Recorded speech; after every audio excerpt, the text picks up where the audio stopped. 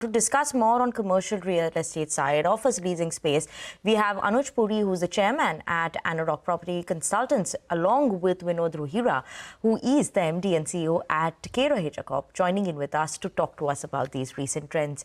Mr. Puri, as well as Mr. Rohira, thank you so much for joining with us this morning on the show. Mr. Puri, I'm going to start with you. What are the trends that we're seeing in the first 6 months of 2025? Are they as strong as what we saw coming in 2024?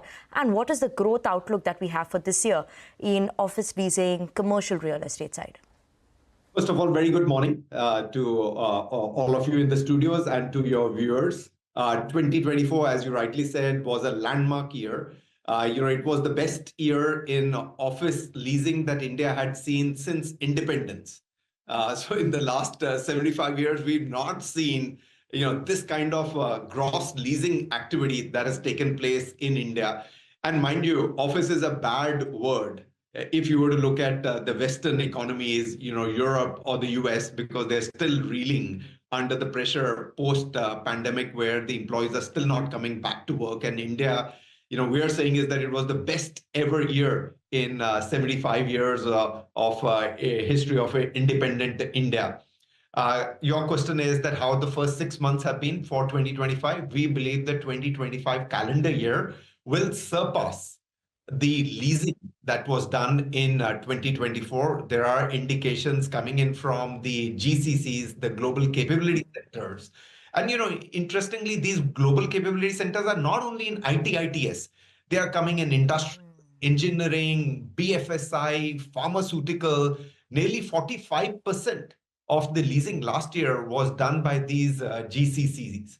So, it's a fantastic opportunity at this moment in time. My only two concerns are that the vacancy levels have come down dramatically and the built-up supply is not as much as what the demand is coming in. And then perhaps Vinod can throw a little bit of light is that absolutely the rents will start to go up. And that is not very nice for the occupiers, given the demand is seeming, much more larger what the existing completed supply of office spaces in India. Okay, I'm going to throw that question to Mr. Rohira as well. Mr. Rohira, good morning. Mr. Puri is highlighting not enough supply there. There is an increase in terms of demands for commercial real estate. How are you grabbing the opportunity? How fast can we expect development increasing on this front as well? And in terms of rents also, higher rents, we're all worried about that. So commercial real estate side, how do you see that moving? Okay, first, thanks for having me on your show, Vinny. It's always great to have Anuj, because he has all the data right at his fingertips, but makes life easier for all of us. Commercial real estate, I think I would urge us to look at it at a 5-year window or a 10-year window going forward, right? We are looking at 1 quarter at a time and 2 quarters at a time. I think there have been some tectonic shifts in the way commercial real estate is being looked at.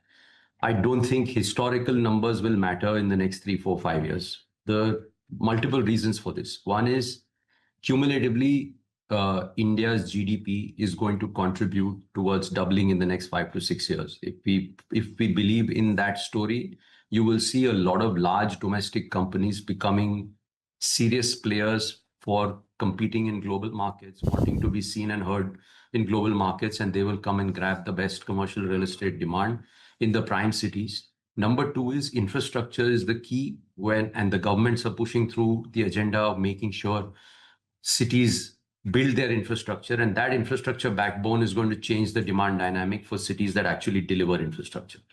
Thirdly, with point in rents, we're still average $1 rent per square foot. And I think it's high time that this rent really went up. Even if it goes to $1.50 a square foot, it's still 2 to 3% of their operating costs. We have to understand that no longer are these low-cost contact centers that the GCCs are bringing in. They're actually bringing in the heartbeat of their businesses, which is real business services, cumulatively running the entire operations out of India. And the intellectual capital is sitting here to deliver their businesses. At that point in time, it's about capturing talent, retaining talent, taking the best real estate in the best micro markets possible to retain them and grow their businesses globally. Rent is incidental. So 10, 20, $30 rent increase not going to hurt them at all. They are in fact looking at paying higher creating a far better experiential environment for their offices to capture right talent and then retain that talent and groom them to grow. So in my view, it's a fantastic opportunity for India 2.0 in the commercial space to really build grade A++ global standard office, whether it's for tech companies, GCCs, or for front office CBD in markets where infrastructure is playing out right, and you will see the game completely change in the next 5 years. Interesting observations there, Vinod. Gentlemen, good morning. Thank you for joining in. Anuj, to you this time around, what are the sectors that are contributing to this? Now, you mentioned the fact that 2025 will outpace what 2024 was, and considering how good 2024 was, which sectors do you expect this to lead this kind of move, particularly because the general trend has been that, okay, IT sector is the one that has been the leader in all of this in terms of leasing office spaces. Do you see a different trend this time around? It's a very interesting question, and I'll take it from where Vinod left. He used a beautiful word, is that, these largely the American corporates are bringing their heartbeat into India. So, many, many years ago when we started to do office leasing, it used to be, what Vinod called the contact center, or for ease of your viewers understanding, it was the call centers. From the call center, it moved up to BPOs. From BPOs, it moved into software development. From software development, it moved into KPO. What is really today fueling the demand is the R&D. So these corporates are now coming not for cost arbitrage to India, which is what they came in when it was the call center and then BPO. Then they started to move into the talent, software development, KPO, now R&D. So they're purely coming in for the talent in the quantities that they require. Today, ITS is only 35%. The balance 65% is, engineering, new car designs are happening in here. The banking financial services, 23% leasing last year was, from the banking financial services, pharmaceutical companies, industrial manufacturing, who are coming in here for their new designs. They're employing, engineers. The BFSI is employing like chartered accountants.